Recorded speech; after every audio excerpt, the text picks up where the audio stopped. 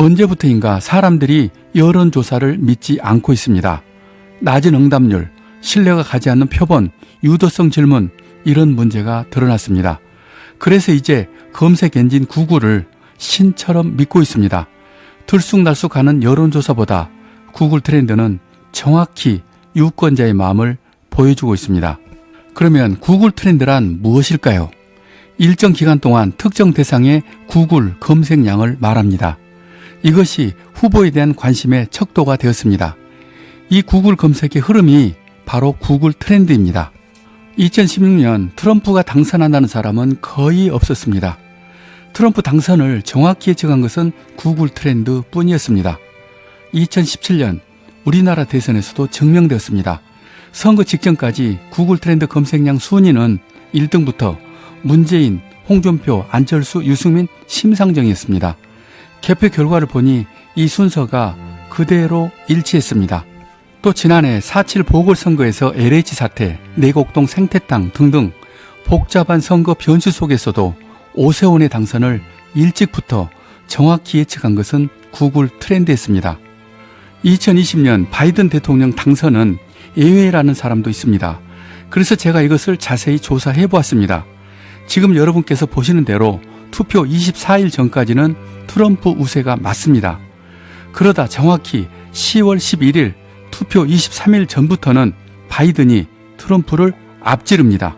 그러니까 결론은 지금까지는 단 한 번도 예외 없이 구글 트렌드에서 앞서가는 후보가 당선한다는 것은 진리입니다.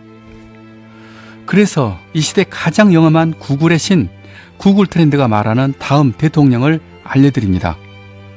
그 결과는 정확히 이재명입니다. 구글 빅데이터 트렌드 분석은 한마디로 후보에 대한 관심도입니다.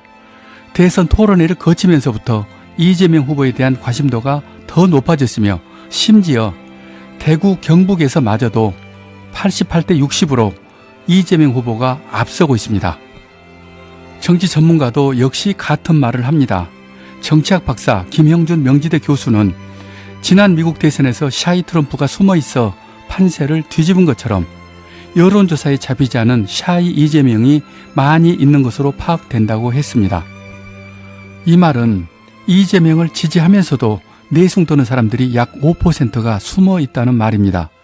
이분들은 주로 TK 지역 그리고 경선 때 다른 사람을 지지했던 사람들일 것입니다. 그리고 이것은 제가 실제로 들은 이야기입니다. 지금 윤석열을 지지했던 사람들 마음이 변하고 있습니다. 그런데 그것을 표현하지는 못한다고 합니다.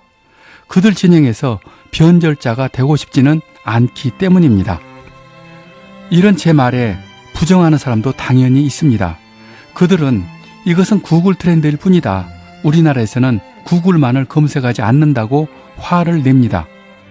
그런데 죄송하지만 우리나라 다른 빅데이터 결과도 역시 마찬가지입니다. 그래서 투표일 11일 전 기준으로 투표가 이루어졌다면 그 결과 투표율은 71%에 이재명 44%, 윤석열 37%로 이재명이 7% 앞서서 당선했다고 분석했습니다. 그런데 윤석열과 안철수가 단일화가 되었습니다. 이제는 윤석열이 앞설 것이라고 생각할 것입니다. 저도 그것이 매우 궁금했습니다. 그런데 순서가 변하지는 않았습니다. 초근사치로 미세한 변화가 계속 있기는 하나 지금 좌측에 있는 그래프를 보면 간격이 좁혀져 있지만 그럼에도 이재명이 앞서고 있습니다. 저는 이 결과가 너무나도 대단합니다. 이재명은 밀리지 않았습니다. 이재명이 이기고 있는 또 하나의 기준입니다. 광고 도달률의 지표라는 GRP 그로스 레이팅 포인트에서도 이재명이 25% 정도 앞서고 있습니다. 유튜브 구독자 수도 앞서고 있습니다. 이재명이 약 30% 앞서고 있습니다. 이제 정리합니다. 지금까지 구글 트렌드를 기준으로 광고 도달률, 유튜브 구독자 수, 유세 현장의 인파, 청중들의 눈빛과 표정 이런 모든 것을 종합적으로 판단하여 저는 이재명의 당선을 확신합니다. 그것도 2등과는 8에서 10% 정도 차이가 나는 완벽한 승리입니다. 3월 10일 새벽 4시 이것이 증명될 것입니다.